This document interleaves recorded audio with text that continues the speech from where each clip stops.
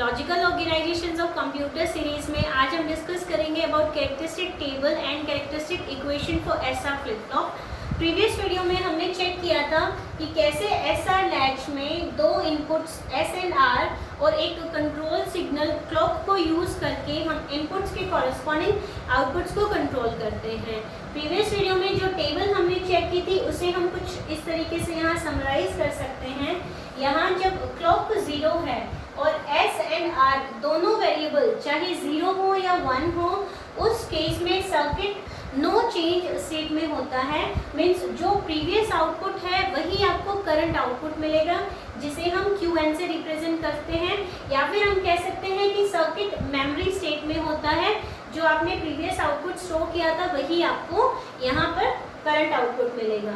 Now जब clock 1 है, S and are दोनों इनपुट्स 0 हैं, उस केस में भी सर्किट नो चेंज स्टेट में होगा, प्रीवियस आउटपुट ही आपको करंट आउटपुट मिलेगा।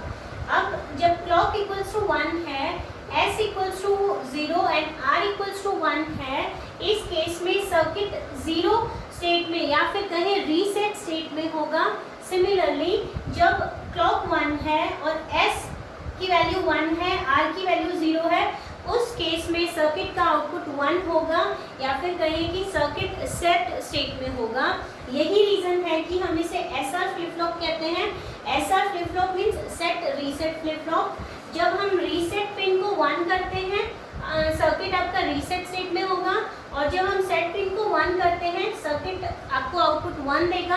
प्रीवियस आउटपुट चाहे 0 हो या 1 हो, यहाँ मैटर नहीं करता। सो यही रीजन है हम इसे सेट रीसेट फ्लिप फ्लॉप कहते हैं। नाउ जब क्लॉक 1 है और एस एंड आर दोनों की वैल्यू 1 है, इस केस में हम ये सर्किट यूज नहीं करते हैं क्योंकि यहाँ पर इनवैलिड स्टेट होती है। ठीक है, अब हम चेक करते हैं कि कैसे इस ट्रुथ टेबल से हम कैरेक्टरिस्टिक टेबल बना सकते हैं एसआर फ्लिप फ्लॉप की। यहाँ पर ये टेबल आपको याद होनी बहुत ज़रूरी है, क्योंकि इसी टेबल की हेल्प से हम कैरेक्टरिस्टिक टेबल ड्रॉ करेंगे, और सिमिलरली इसी टेबल की हेल्प से हम एक्साइटेशन टेबल भी लिखेंगे, जो हम अपकमिंग लेक्चर में डिस्कस करेंगे। तो यहाँ ये टेबल याद होना बहुत इम्पोर्टेंट है। चलिए अब बात करते हैं कैरेक्टरिस्टिक टेबल की। कैरेक्टरिस्टिक टेबल मीन्स हम देखेंगे कि कैसे कंट्रोल इनपुट्स करंट स्टेट को नेक्स्ट स्टेट में कन्वर्ट करते हैं। यहाँ करंट स्टेट को हम रिप्रेजेंट कर रहे हैं QN से, एंड नेक्स्ट स्टेट को हम रिप्रेजेंट कर रहे हैं QN+1 से। करंट स्टेट मीन्स वो स्टेट जहाँ पर अभी आपने क्लॉक पल्स को अप्लाई नहीं किया है। QN is before applying clock pulse, before applying clock pulse. जब हमने क्लॉक पल्स अप्लाई नहीं किया है, तब यहाँ पर क्या आउटपुट है, रिप्रेजेंट करेंगे QN से, और आफ्टर क्लॉक पल्स यहाँ क्या आउटपुट होगा, इसे हम रिप्रेजेंट करेंगे QN+1 से। ठीक है, यहाँ हम 3 इनपुट्स को यूज कर रहे हैं, S, R एंड QN। यहाँ जो Q हम फीडबैक करते हैं, इसे भी हम एज अ इनपुट कंसीडर करेंगे। सो यहाँ हमारे पास 3 इनपुट्स हैं, S, R एंड QN। अब क्योंकि 3 इनपुट्स हैं, 3 इनपुट से हम 8 कॉम्बिनेशंस बना सकते हैं, बिकॉज 2⁻³ इज इक्वल्स टू 8। ये कॉम्बिनेशंस कुछ इस तरीके से होंगे, 4 times 0, 4 times 1। Similarly R will be 2 times 0, 2 times 1, again 2 times 0, 2 times 1. Similarly QN will be 0, 1, 0, 1, 0, 1, 0 and 1. I hope ये ट्रुथ टेबल यहाँ पर सबको लिखनी आती होगी। अब हम चेक करेंगे कि जब एस आर 0 0 है और प्रीवियस आउटपुट QN है, तो नेक्स्ट आउटपुट क्या होगा। यहाँ हम चेक करते हैं इस टेबल की हेल्प से। जब S इक्वल्स टू 0 है, R इक्वल्स टू 0 है, उस केस में आउटपुट में कोई चेंज नहीं होता। जो प्रीवियस आउटपुट होता है वही नेक्स्ट आउटपुट भी मिलेगा। तो यहाँ पर प्रीवियस आउटपुट क्या है, 0। इट मीन्स यही हमें नेक्स्ट आउटपुट भी मिलेगा। क्लियर।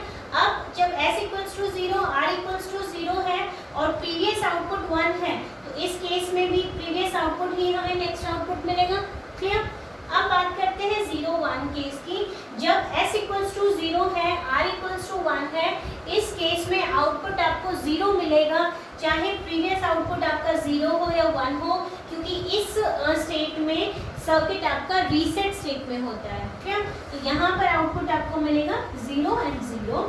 सिमिलरली जब हम बात करेंगे 1 0 केस की, जब s इक्वल्स टू 1 है, r इक्वल्स टू 0 है, it means circuit set state में होगा और प्रीवियस आउटपुट चाहे कुछ भी हो, नेक्स्ट आउटपुट आपको 1 मिलेगा। तो यहाँ प्रीवियस आउटपुट चाहे कुछ भी था, नेक्स्ट आउटपुट हमें मिलेगा 1। अब बात करते हैं केस 1 1 की, जब s इक्वल्स टू 1 है, r इक्वल्स टू 1 है, इसे हम इनवैलिड केस कहते हैं। तो इसे हम यहाँ पर डोंट केयर कंडीशन से रिप्रेजेंट करेंगे, ठीक है। So this is the characteristic table for SR flip flop. अब इसी टेबल को यूज कर हम कैरेक्टरिस्टिक इक्वेशन लिखेंगे और कैरेक्टरिस्टिक इक्वेशन लिखने के लिए हम के मैप का यूज करेंगे, क्योंकि यहाँ पर हमारे पास 3 वेरिएबल्स हैं। हम 3 वेरिएबल्स के मैप लिखेंगे एंड आई होप यहाँ पर 3 वेरिएबल के मैप सबको ड्रॉ करना आता होगा। 3 वेरिएबल्स हैं हमारे पास S, R and Q N। Similarly यहाँ वैल्यूज होंगी आपकी 0 0 0 1 1 0 1 1 एंड Q N आपका 0 होगा एंड 1, और सेल नंबर्स हम लिखेंगे 0 1 2 3 4 5 6 एंड 7। नाउ इन सेल्स को हम फिल करेंगे इस टेबल की हेल्प से। 0 सेल में वैल्यू होगी 0, 1 में 1, 2 एंड 3 में 0 0, 4 एंड 5 में 1 1, 6 एंड 7 में डोंट केयर, ठीक है। अब हमें करनी है इनकी ग्रुपिंग करने के लिए फर्स्ट ग्रुपिंग हम इन 4 की कर सकते हैं, क्योंकि यहाँ पर डोंट केयर है, हम इन्हें 1 भी अज्यूम कर सकते हैं, 0 भी अज्यूम कर सकते हैं। तो हमने यहाँ पर इन्हें 1 अज्यूम किया और 4 की ग्रुपिंग की। सिमिलरली यहाँ पर हम इन 2 1s की ग्रुपिंग कर सकते हैं, जो हमारा सेकंड ग्रुप होगा, ठीक है। अब इन ग्रुप्स के लिए हम एक्सप्रेशन लिखेंगे और ये जो इक्वेशन होगी वो किसके लिए है, Qn प्लस 1 के लिए। सो Qn प्लस 1 इक्वल्स टू क्या होगा, इस ग्रुप में से क्या कॉमन होगा, क्योंकि ये दोनों रो को कवर कर रहा है, रो में से कुछ भी कॉमन नहीं होगा। हमें चेक करना है कि इन कॉलम्स में से क्या कॉमन है, और इन कॉलम्स में से आपकी ये 1 वैल्यू कॉमन है और ये 1 वैल्यू किसके लिए है, S के लिए। तो हम यहाँ लिखेंगे S, ठीक है। अब सेकेंड ग्रुपिंग हम चेक करते हैं। सेकेंड ग्रुपिंग में क्योंकि सिर्फ यही रो हम कवर कर रहे हैं, यहाँ पर आप 1 कॉमन होगा और ये 1 किसके लिए है, Qn के लिए। सिमिलरली हम यहाँ इन 2 कॉलम्स को कवर कर रहे हैं और इन दोनों कॉलम्स में सेकंड 0 वैल्यू कॉमन है और जो कि वैल्यू है R की। तो हम यहाँ एक्सप्रेशन क्या लिखेंगे, क्योंकि R के लिए 0 कॉमन है, हम लिखेंगे R बार, और Qn के लिए 1 है तो हम डायरेक्ट लिखेंगे Qn। So this is the characteristic equation for SR flip flop, okay. और कैरेक्टरिस्टिक इक्वेशन को हम यूज करेंगे जब हम एक फ्लिप फ्लॉप को दूसरे फ्लिप फ्लॉप में कन्वर्ट करते हैं। So this is all for this video. अगर कोई डाउट है, कोई क्वेरी है तो उसे कमेंट बॉक्स में ज़रूर लिखिएगा। Thank you.